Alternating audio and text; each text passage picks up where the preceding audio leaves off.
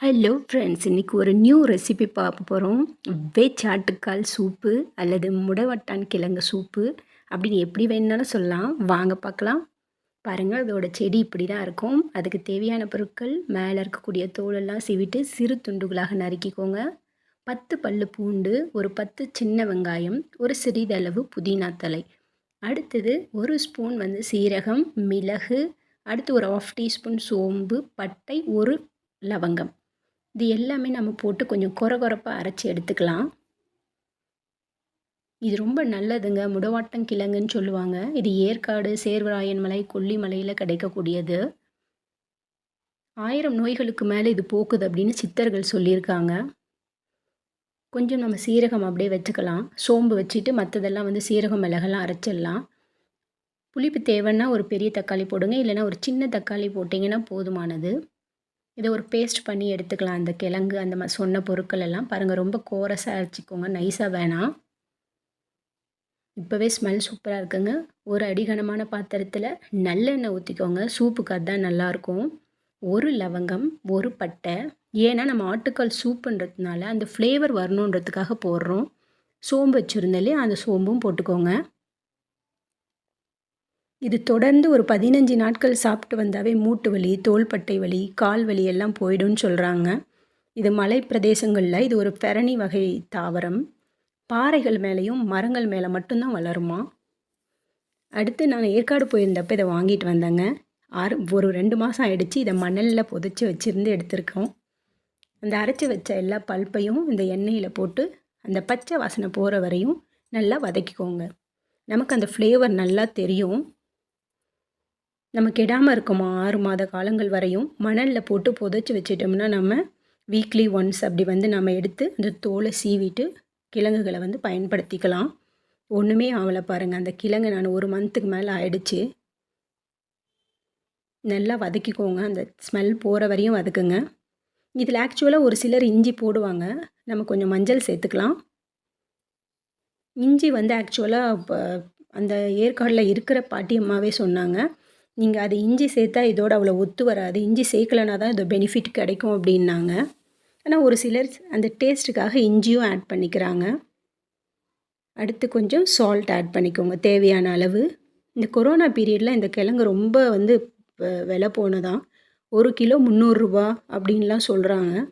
நம்ம வாங்கிட்டு வச்சுட்டு ஒரு 5 மாதம் 3 மாதத்துக்கு நம்ம பயன்படுத்திக்கலாம் இல்லைங்களா? ரொம்ப நல்லது. எனக்கு கூட ஃபீவராக இருந்ததுக்கு இது குடித்த உடனே ஒரு 1 ஹவரில் கொஞ்சம் ரிலீஃப் ஆன மாதிரி இருக்குது. நல்லா வதக்கிக்கோங்க. நிறைய எண்ணெய் போட வேணாம். இது ஒரு மெடிசினல் பிளான்ட்ஸ் தான். நிறைய பெனிஃபிட்ஸ் இருக்கான். இது பார்க்குறதுக்கே ஆட்டுக்கால் மாதிரி இருக்கிறதுனால மேலே முடிகள், ரோமங்கள் இருக்கிற மாதிரி இருக்குது. அதை மேலே ஒரு கத்தி வச்சு எல்லாமே சுரண்டி எடுத்துட்டு மேல் தோல் எல்லாமே எடுத்துட்டோம்னா உள்ளே வெள்ளையாக தாங்க இருக்குது. அப்படி சிறு சிறு துண்டுகளாக போட்டுக்கிறாங்க. அப்படி அறுத்து போட்டும் செய்யலாம். அப்படி இல்லைன்னா இந்த மாதிரி மிக்சியில் கொரப்பாக அரைச்சிட்டும் நாம் செய்யலாம். பாருங்கள், கொஞ்சம் நல்லா வதங்கிடுச்சு.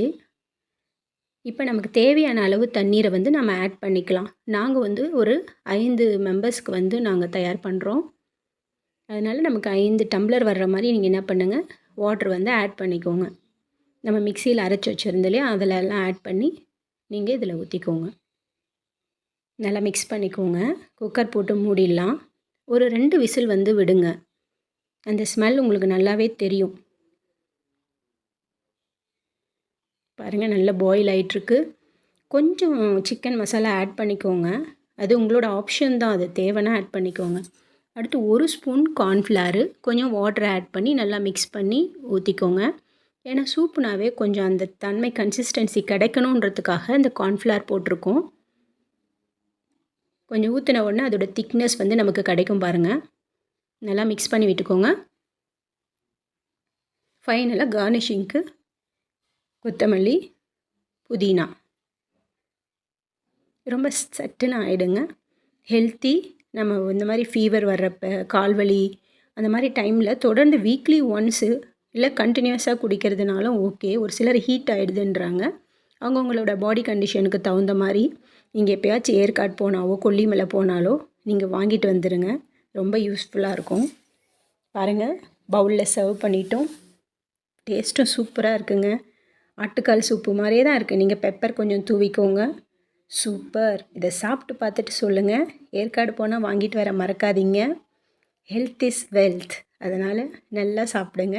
இது வந்து ரொம்ப ஹெல்த்தி, பல ஆயிரம் நோய்களை குணப்படுத்துது. நீங்கள் வேணுன்னா யூடியூப்பில் போட்டு பாருங்கள். ஒவ்வொருத்தரும் ஒவ்வொரு விதமாக செய்வாங்க. நீங்களும் செஞ்சு பார்த்து பயனடைங்க. My dear friends, subscribe my channel and like and comment. Next ஒரு வீடியோவில், இன்ஃபர்மேட்டிவ் வீடியோவில் பார்க்கலாம்.